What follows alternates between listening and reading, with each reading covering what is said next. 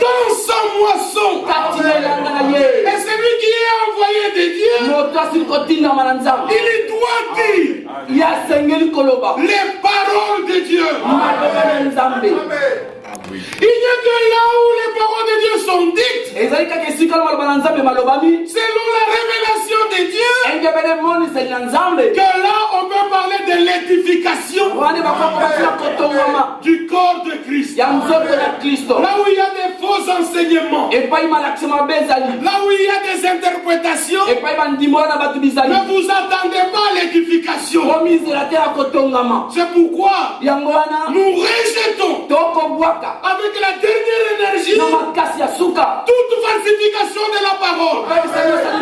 Parce qu'un petit rien au commencement avait tout dérangé. Regardez comment nous vieillissons. Tu peux mettre les produits, tu mets les trucs, et après un temps tu dois te courber à cause d'une petite interprétation. Que Dieu nous tienne en aide. Au commencement, il n'y avait pas d'interprétation. Au commencement, était la parole. Amen. C'est ça. Que Dieu nous vienne en aide. Alors maintenant on dit à Jéroboam, tu n'auras pas la victoire.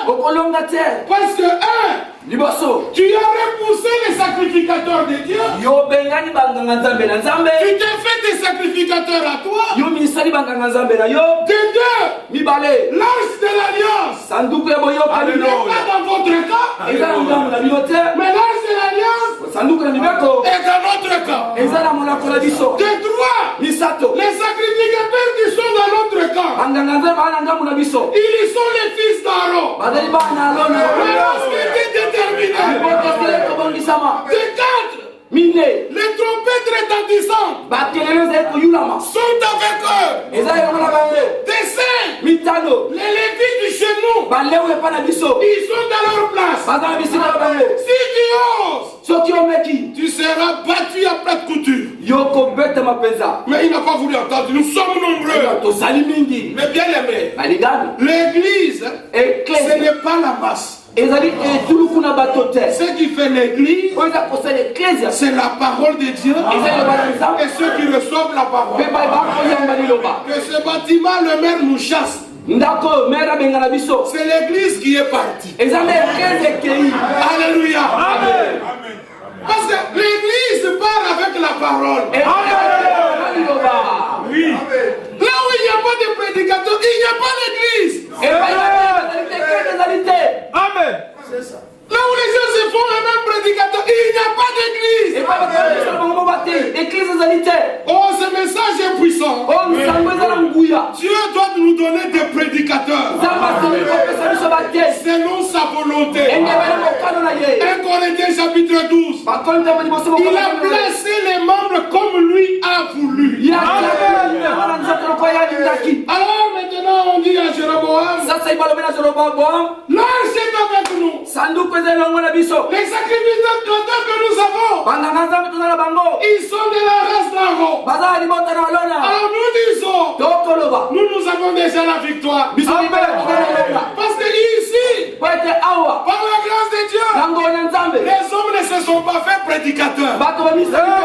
C'est Dieu qui les a placés. Ici, nous n'avons pas les faux dons. Nous avons le Dieu vivant. Nous ne prions pas devant la création. Nous prions devant le Créateur. Ici, nous avons la trompette retentissante. Tous ces éléments réunis, nous disons, nous sommes forts avec celui qui est tout puissant. Mais Jéroboam a voulu attaquer. Lisez la suite. Mais bien aimé, que Dieu fasse grâce. Même surtout ceux qui sont venus pour la première fois, vous devez toujours être du côté de Dieu. Du côté de Dieu, c'est là où sa parole se trouve. Jésus a dit dans Jean chapitre 12 que là où je suis, là sera mon serviteur. Là où je suis, là sera mon serviteur. Si Dieu te fait grâce et que tu sois avec un véritable serviteur de Dieu, sois certain que Jésus est dans votre camp. Paul, serviteur de Jésus-Christ, appelé à être apôtre, il avait ce mandat divin lié à l'histoire du salut de Dieu. Il pouvait dire par l'autorité de l'Esprit, si quelqu'un vient à vous, même un ange du ciel, il vous annonce un autre évangile, un autre Jésus, différent de celui que moi je vous ai annoncé, je proclame l'anathème sur lui. Les gens pouvaient dire, Paul, toi, tu es vraiment prétentieux. Paul avait l'autorité de Dieu. Amen. À Paul avait été donné les mystères de l'église du Nouveau Testament. Paul, quand on nous a lu ce passage encore hier, on l'a cité. En lisant simplement mes écrits, vous pouvez vous-même vous représenter l'intelligence que j'ai du mystère de Christ. Cette intelligence-là, il n'avait pas eu au pied de Gamaliel. Au pied de Gamaliel, meurtrier. Mais au pied de Jésus, il amenait les gens au salut. Alléluia. Il les amenait à la vie. Et à Paul, il lui a été donné de parler de tous les thèmes de l'église. Il a parlé du salut. Il a parlé de la conversion. Il a parlé de la justification. Il a parlé de la sanctification. Il a parlé de l'ordre de l'église. Il a parlé même du mariage. Lui qui n'avait jamais été marié. Mais Dieu lui a donné à prêcher même sur le mariage. Ça c'est la tâche qui lui a été donnée. Lui qui n'avait pas d'enfant, mais par l'esprit, il a parlé de la position des enfants dans la maison. Lui, par l'esprit, il lui a même été donné de parler de la manière de s'habiller des femmes. Quel homme formidable! Il n'a fait que ce que Dieu lui a dit de faire. On ne peut pas comparer Paul à Pierre.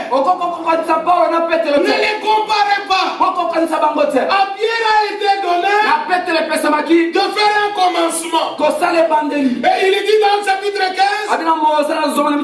vous savez tous que Dieu a fait un show au milieu de vous et que par ma bouche les païens entendent les paroles du salut et qu'ils soient sauvés. Et Dieu qui ne fait point d'exception des personnes leur a rendu même témoignage.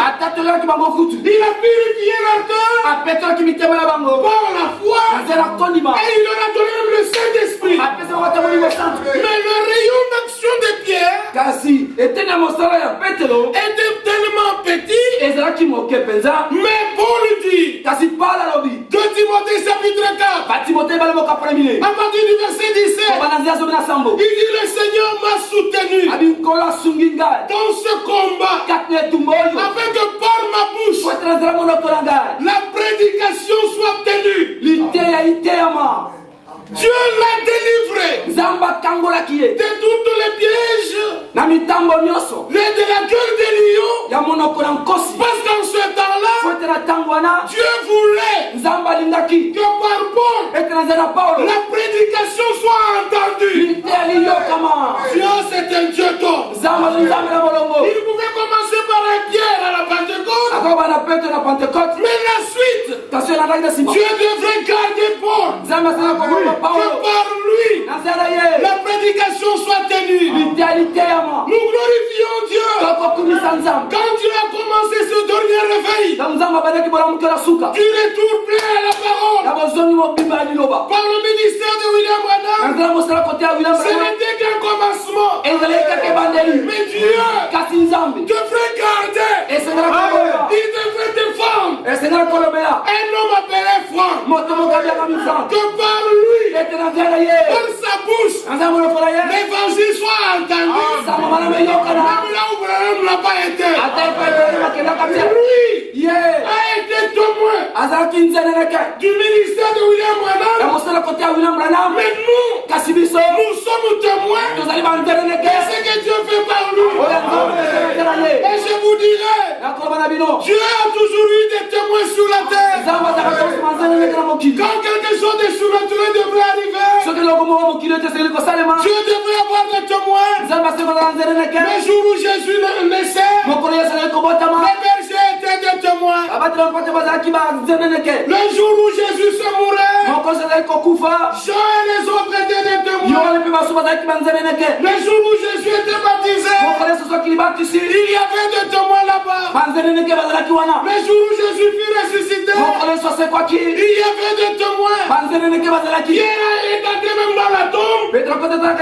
La tombe était vide. Il pouvait dire, je suis un vrai témoin. Et je vous dis ce matin, lorsque Jésus reviendra, nous serons des témoins. Nous simplement des témoins. Nous sommes des conviés. Et à ceux qui sont appelés au festin des noces de l'agneau. Alors tu ne peux pas comparer un Pierre et avec un Paul. Remarquez que Noé, il était prophète. Mais la mission qui lui était donnée était simplement de construire l'arche. C'était tout. Tu ne peux pas me demander quelle était la confirmation de son ministère. Il a fait quel miracle? Il a fait ce que Dieu lui a demandé de faire. Quand il a terminé, tout était ok. Dieu pouvait utiliser Moïse dans son ministère. Il y avait de puissants miracles qui étaient survenus jusqu'à ce que Moïse s'est tenu sur le mont Nebo. Et il a regardé le pays. Il a voulu entrer. Dieu s'est fâché. Ne me parle pas de cette affaire. Toi, tu n'entreras pas. Toi, tu as fait ce que tu devais faire. Sur ce rocher-là, Dieu l'a repris. Ne dites pas que Moïse n'a pas fini sa mission. Mais si vous lisez attentivement Exode 3, il lui fut dit, toi, tu vas faire sortir mon peuple. Et l'écriture s'est arrêtée là. Alors ne demandez pas que Moïse puisse aller loin. Il a fait ce qu'il devrait faire. Le peuple est sorti. Mais Dieu a utilisé un Josué. Et un Josué, il a dit, toi, tu les feras entrer. Et Josué leur dit, faites des provisions. Avant d'entrer, les provisions doivent être faites. Et nous sommes autant de provisions. Comme le frère nous le disait hier, le jour où on nous empêchera de prêcher, il faut déjà que tu sois plein. Et que tu ne puisses pas dire, où est l'église? Où est les diacres? Sois en communion d'abord avec le Seigneur.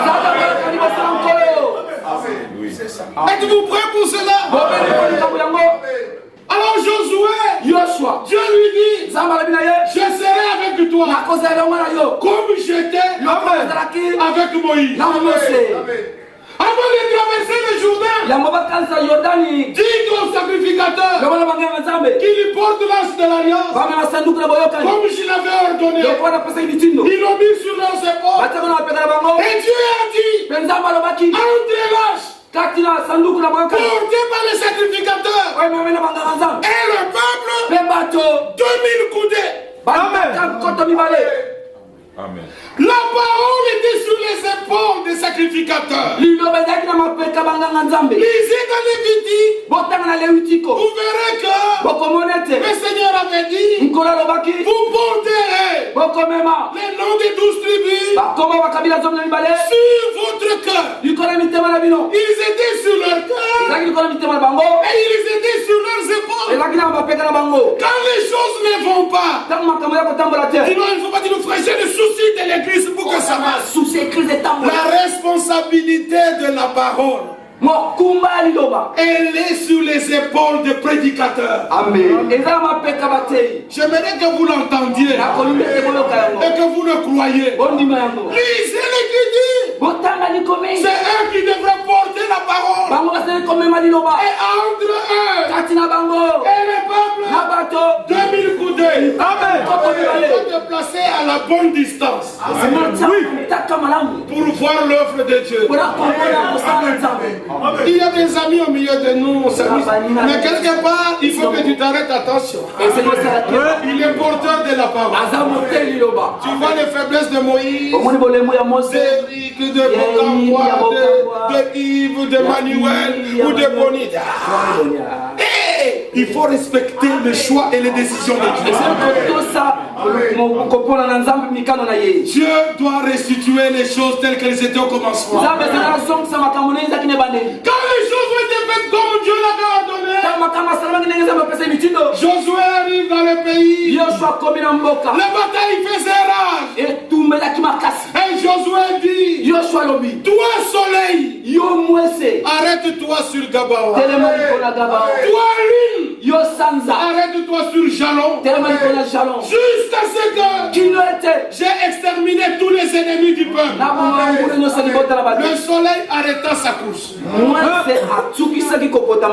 La lune, elle était là, comme hypnotisée. Et la Bible dit dans Josué 10, c'est la première fois que Dieu a écouté la voix d'un homme. Mais bien aimé, Luc chapitre 18, Dieu ne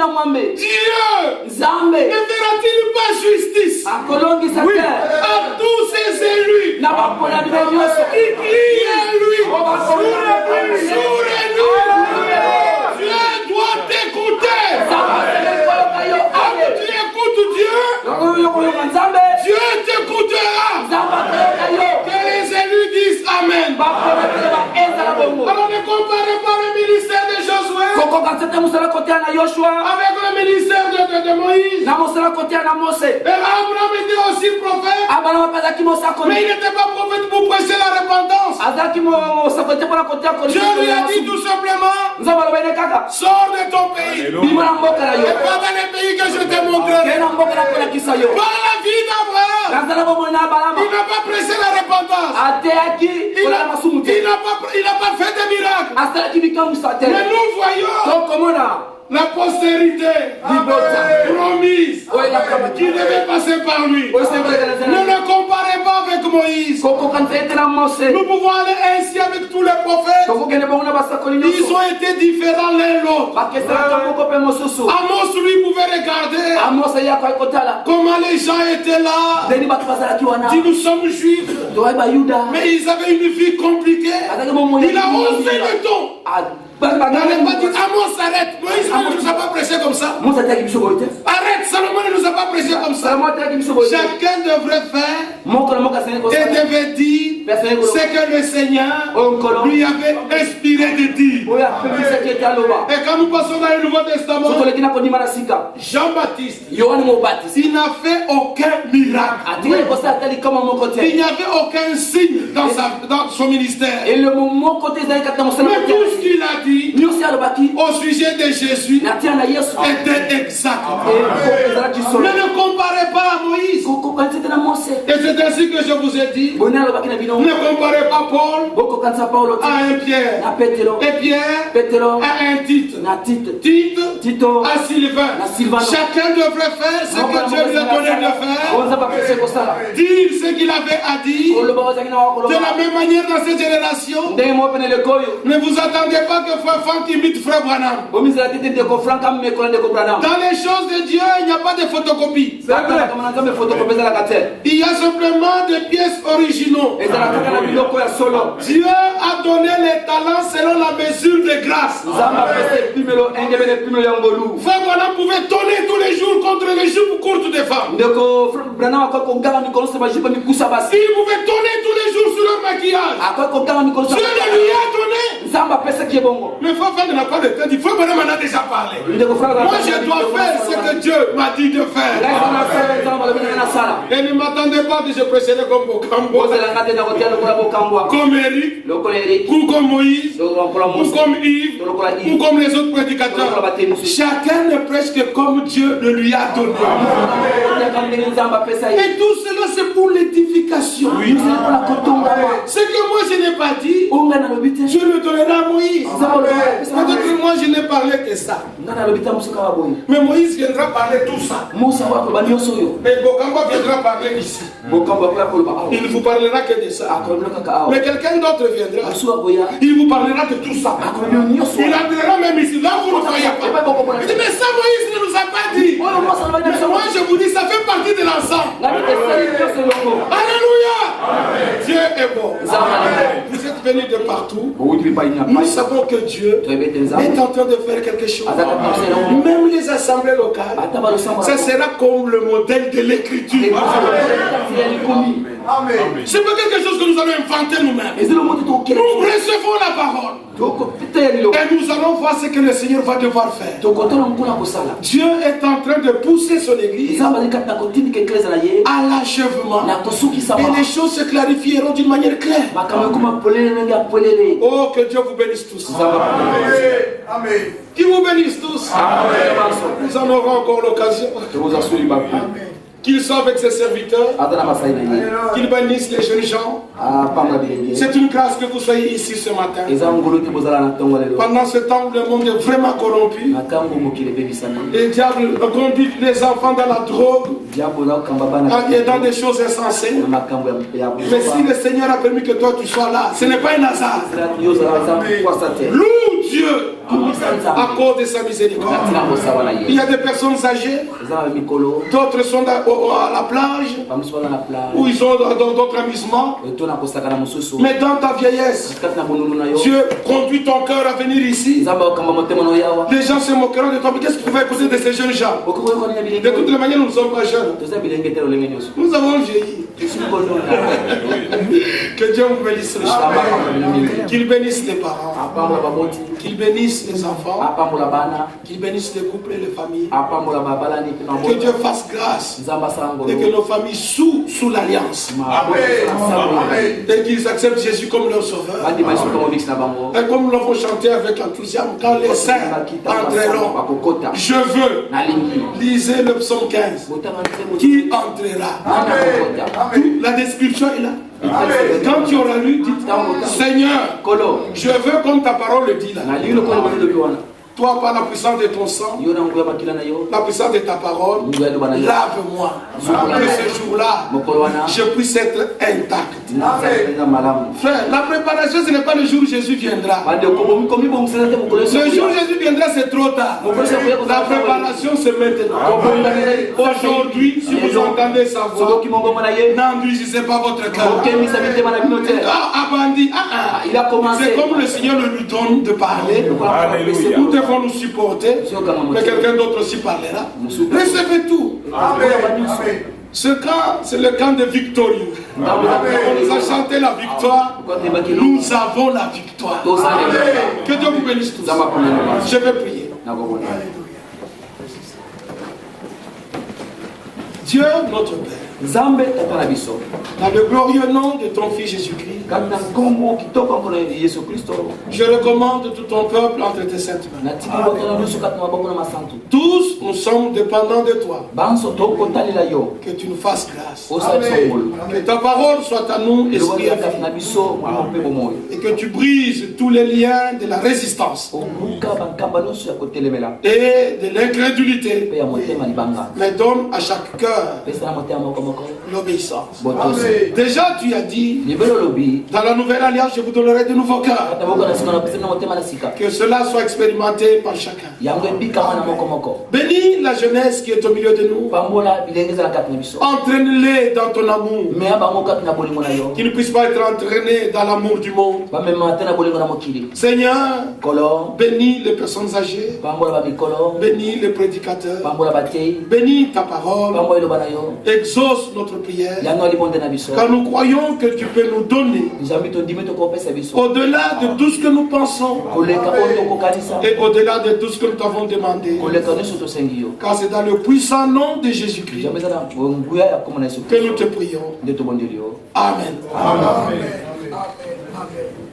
Que le nom du Seigneur soit glorifié. Nous sommes vraiment dans la fête.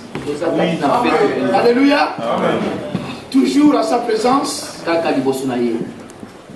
Et nous venons d'écouter tout ce que l'Esprit vient encore de nous dire. Et là, nous sommes encore là pour l'écouter encore. Nous allons d'abord chanter ce cantique. Page cantique 18. J'abandonne tout. Cantique 18. J'abandonne tout à Jésus. Tout à Jésus. Alléluia. Amen. Et nous voulons le chanter avec joie. Et après cela, nous laisserons la place à notre frère Moïse.